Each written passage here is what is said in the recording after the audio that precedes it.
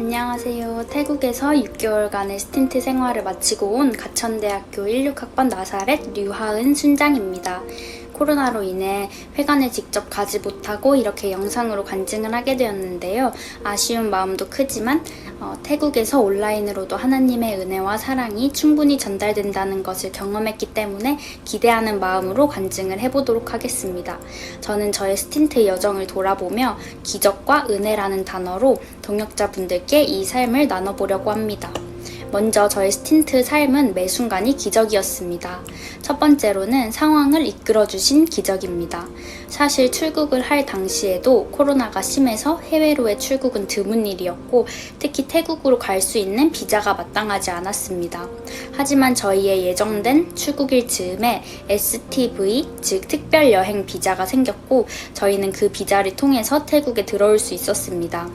태국에서 지낼 때도 계속해서 지속되는 코로나 상황이었음에도 불구하고 하나님께선 대면과 비대면 사역을 병행하게 상황을 열어주셨습니다.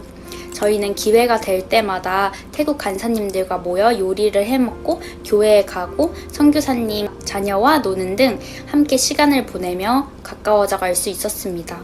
또한 짧은 시간이었지만 태국의 친구들과도 직접 만나 힘든 시기에 서로를 위로하고 교제하며 격려를 얻을 수 있었습니다. 코로나 시대에 이렇게 짧은 만남은 그 자체만으로도 서로에게 너무 큰 힘이 되었습니다. 이렇게 주님은 코로나 상황임에도 그 안에서 그 상황들을 선하게 이끌어 주셨습니다. 두 번째는 온라인 사역에서의 기적입니다. 7월부터 태국의 코로나 상황은 급격히 악화되었고 락다운이 시행되면서 모든 사역은 온라인으로 대체되었습니다. 7, 8월에 가장 큰 사역은 역시 단기 선교였는데요. 이것 또한 온라인으로 진행되었습니다. 태국과 한국의 온라인 단기 선교는 약 7개의 팀으로 나눠져서 이루어졌으며 그중 스틴터들은 각자 한 팀씩 맡아서 도왔습니다.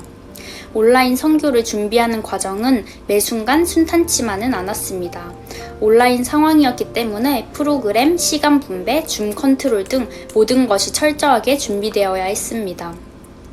따라서 태국팀과 한국팀은 모임을 통해 계속해서 소통하고 의견을 맞춰가며 준비해야 했습니다. 하지만 첫 번째 저희 인천지구의 온라인 단기 선교를 시작으로 하나님은 온라인 선교를 통해 태국 땅의 놀라운 기적들을 보여주셨습니다. 인천지구의 한국 음식 요리 먹방 컨텐츠는 태국 친구들의 많은 관심을 불러일으켰고 첫날에 약 50명의 학생들이 참여했습니다. 오프라인 선교로서는 상상도 못할 인원수였습니다. 이틀 동안은 태국 친구들과 편하게 음식을 먹고 이야기하며 관계를 쌓아갔고 마지막 날에는 포포인츠를 통해 복음을 전했습니다. 이날 한 명의 귀한 영혼이 하나님께로 돌아왔으며 이후에 이 시간을 통해 저와 연결된 다른 한 친구도 하나님을 영접했습니다. 이렇게 2명의 귀한 열매가 있었을 뿐만 아니라 약 40명의 학생들이 이후에 진행될 코리안 클래스에도 참여하고 싶다고 말했습니다. 온라인 상황이었음에도 친구들의 마음이 활짝 열린 것이 느껴졌습니다. 태국 팀은 첫 선교에서 연결된 학생들을 이어지는 다른 캠퍼스의 선교에도 모두 초대하는 방식으로 이번 온라인 선교를 이끌어갔습니다.